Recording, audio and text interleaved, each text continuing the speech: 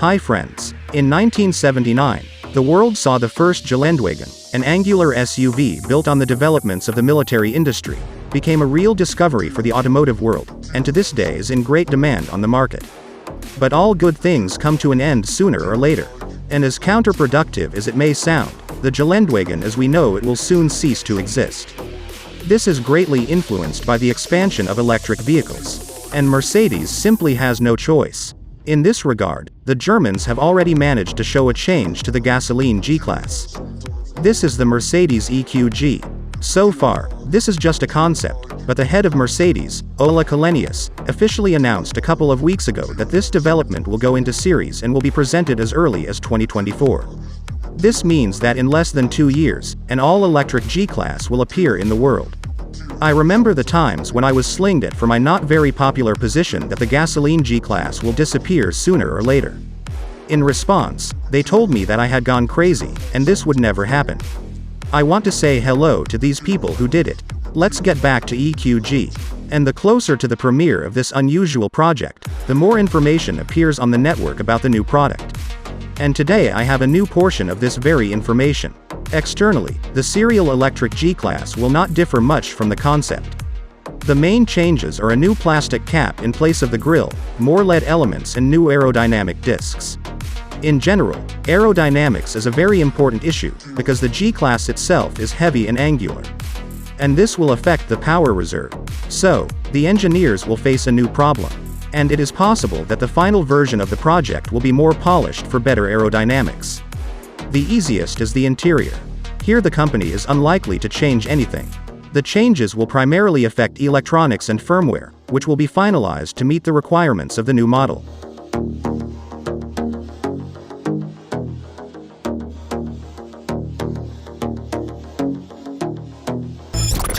From a technical point of view, we are in for a surprise.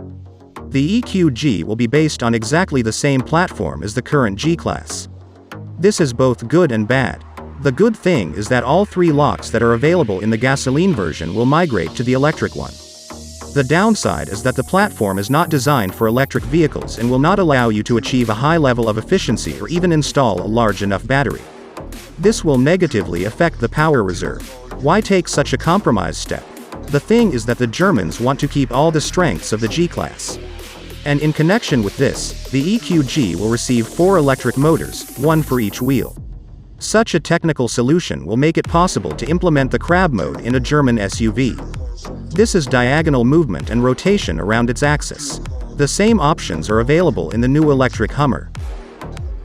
And what about power? At the moment, Mercedes has electric motors ranging from 200 to 288 horsepower. Even if you take the weakest option, it turns out that the power of the EQG will be 800 horsepower. This would be true if Mercedes built the EQG on a new platform. But alas, the limitations of the obsolete bogie forced the Germans to limit the power to 557 horsepower. Otherwise, Mercedes will not go anywhere at all because of the high energy consumption. You need to understand that the first generation of EQG will be trial.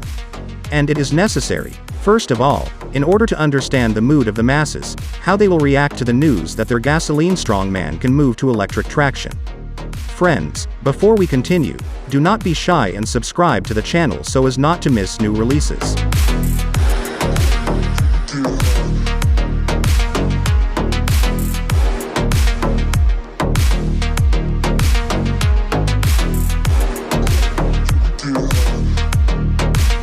Lamborghini's sports division Squadra Corse has unveiled the 3rd generation of its Huracan GT3 Evo 2 racing car.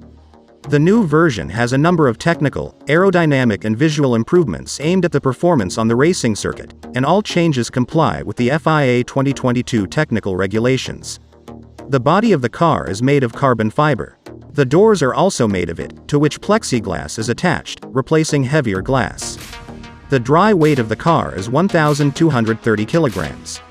For better aerodynamics, the racing Huracan received a new rear fin and a hexagonal air intake on the roof from Huracan STO. This is necessary for a more efficient direction of airflow into the engine compartment. Engineers also worked with the front splitter and rear diffuser, making them more efficient, and the adjustable rear wing is mounted on aluminum struts. The car still uses a naturally aspirated 5.2-liter V10. It now has 10 new electronically controlled throttle bodies with titanium valves, and all the power that can be adjusted depending on the competition mode is sent to the rear axle via a 7-speed sports automatic.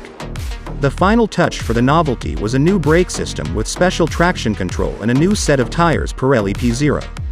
Deliveries of the Huracan GT3 Evo 2 will begin in the second half of 2022. Well friends, that's all for today. Subscribe to my channel so you don't miss new videos. Good luck, bye.